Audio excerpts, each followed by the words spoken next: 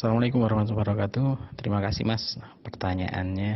Kayaknya kalau untuk hukum jual beli kaligrafi ini, kalau hukum jual belinya ini nanti asal syaratnya jual belinya sah, maka kemudian sah ya. Kalau jual belinya, yang jadi permasalahan sebenarnya bukan di jual belinya, yang jadi permasalahan di kaligrafinya, ya kan, yang lebih jadi pertanyaan di kaligrafinya. Sama kalau jual beli itu barang yang halal, maka kemudian jual belinya nggak masalah.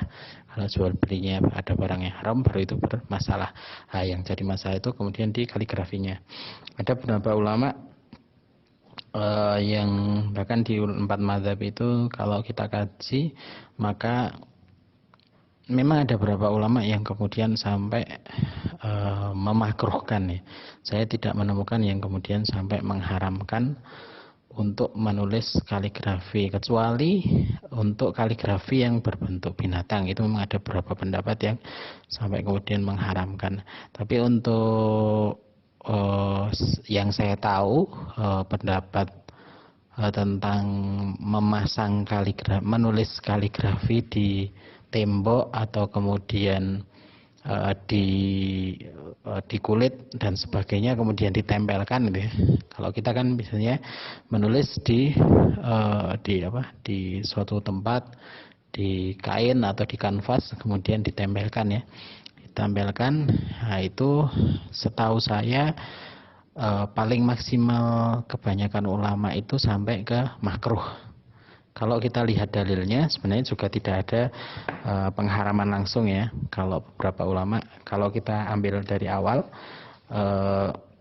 asal hukum sesuatu itu halal ya atau boleh gitu ya. Asal hukumnya itu mubah atau boleh, baru menjadi haram atau itu karena ada yang kemudian dalil yang menunjukkan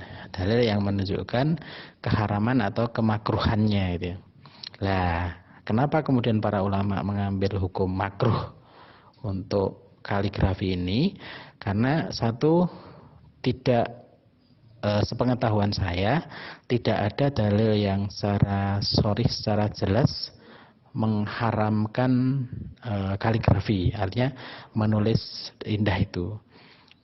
Beberapa ulama mengambil hukum menjadi makruh adalah karena takut nanti ketika misalnya ditulis gitu ya, mungkin kalau di masjid mengganggu kekhusyuan itu. Tapi kalau kita sebenarnya kalau di masjid, kalau kita lihat di Masjid Nabawi di Mekah itu di kiswahnya Ka'bah itu kan juga ada tulisan kaligrafinya gitu ya. Tulisan kaligrafinya di Masjid Nabawi juga ada tulisan kaligrafi. Sebenarnya para ulama ini yang memakruhkan ini lebih kepada itu, takut kayak kalau ayat Quran itu hanya dijadikan pajangan, kemudian kalau ayat Quran itu jatuh berarti bisa terinjak-injak atau dihinakan gitu ya.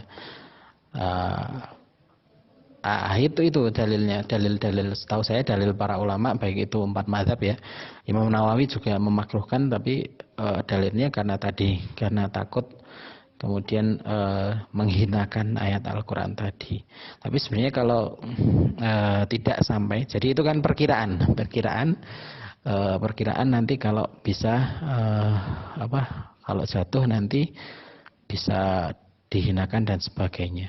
Kalau mungkin terjamin dari hal-hal itu, menurut saya kembali ke hukum asalnya, itu mubah gitu ya, mubah, dan menunggu dalil untuk kemudian langsung mengharamkan.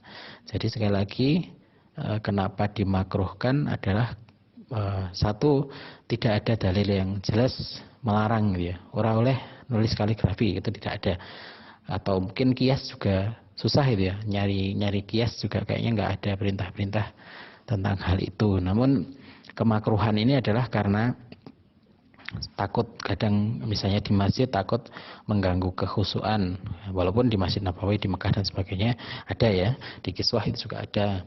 Kemudian takut juga ketakutan misalnya nanti kaligrafi itu jatuh kemudian terinjak-injak, kemudian kaligrafi itu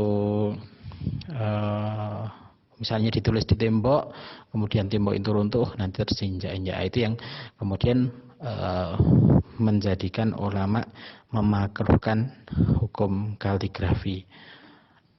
Kalau ada tujuan baik, mungkin juga menjadi tergantung ya juga ya. Misalnya saya ingin memajang kaligrafi di rumah saya gitu ya.